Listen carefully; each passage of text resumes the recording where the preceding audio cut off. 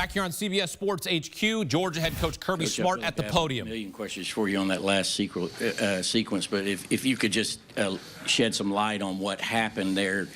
The gunner came out, I'm assuming, because the target was overturned, and then can you just talk about the craziness of that situation? First the call, then having to turn back to back, and was there any question about what y'all were going to do in that instant that had to be decided quick?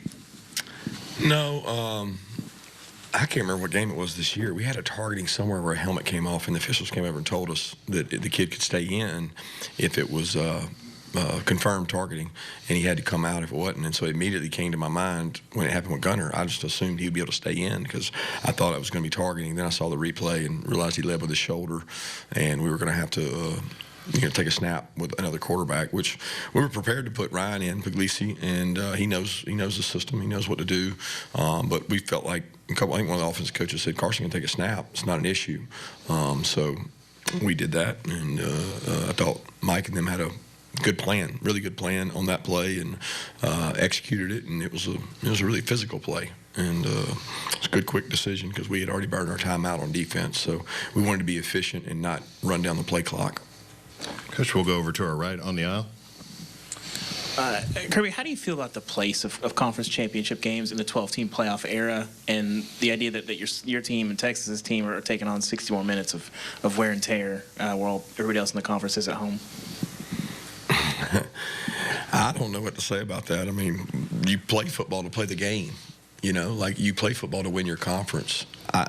You're asking the wrong person about that because I have almost the same number of national championships as I do SEC championships, and I've had years I won the SEC that I didn't win the Natty, and then years I won the Natty that I didn't win the SEC. So it's they're really hard to come by, and I don't know. I think it's going to be interesting the direction of college football because I hate to say it, but I didn't think early in the pregame that the game had the same juice. They didn't think it had the same atmosphere that I've seen it have before. Now, once the game started, and I don't know if that's because more Georgia fans know where to tailgate and they're hanging out outside because they've been here for 7 straight years and they just hang out till the end. So the atmosphere improved, but it wasn't as electric early.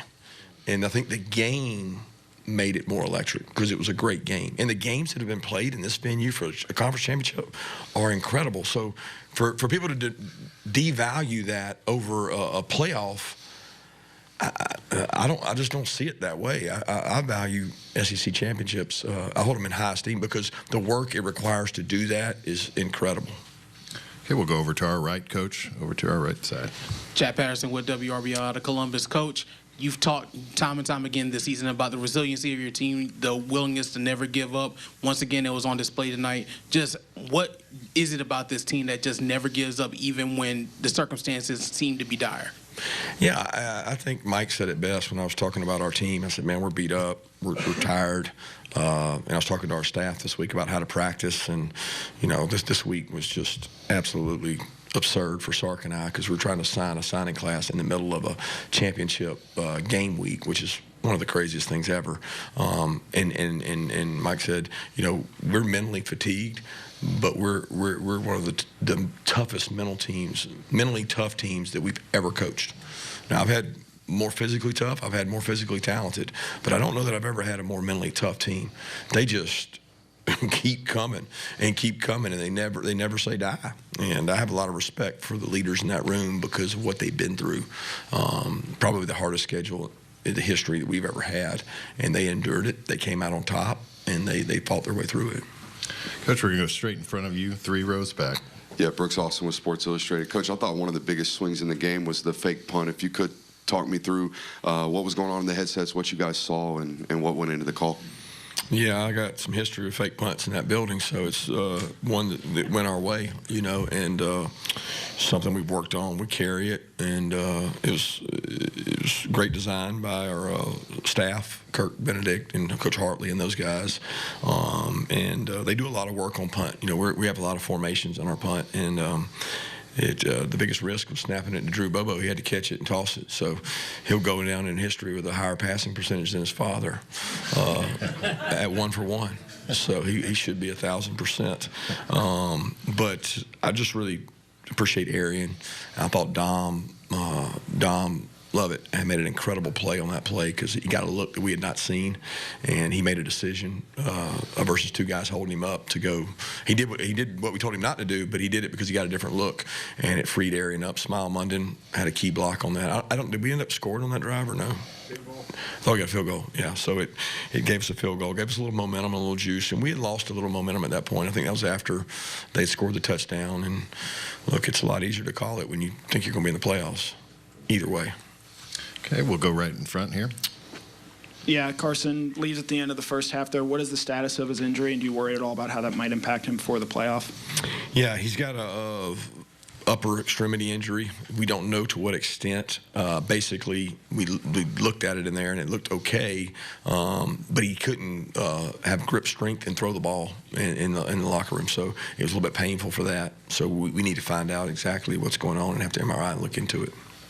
Okay, we'll go right back up here up front. Kirby, can you just talk about Gunner's play, especially, three really lengthy, time-consuming, one of them 9:22, I think, but just his play in the second half and how you thought he performed? Incredible.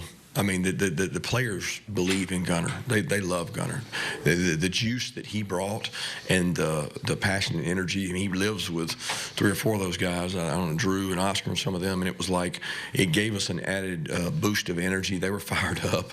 They were trying to keep him composed, and I thought the offensive staff did a good job helping Gunner out with the way they called the game, and he did a good job executing. The only mistake he had, and I feel like it was partially on us, is we just didn't get the call in. He got the call in early. He didn't get the call out. He didn't have time to evaluate what they were doing. And if he sees that, he can pick it up and do some things with it. But we were down on the shot clock, and he had the third down. He throws the pick there that could have been costly. But man, the kid played just tough as nails. I mean, and he hadn't got to play much this year. That's the hardest part, is you don't get a chance to play these guys. The Florida State game is probably the most he's played, but can't say enough about his toughness, character, whatever you want to say. The guy's a phenomenal leader. He made some good plays, and I think everybody else rose up around him.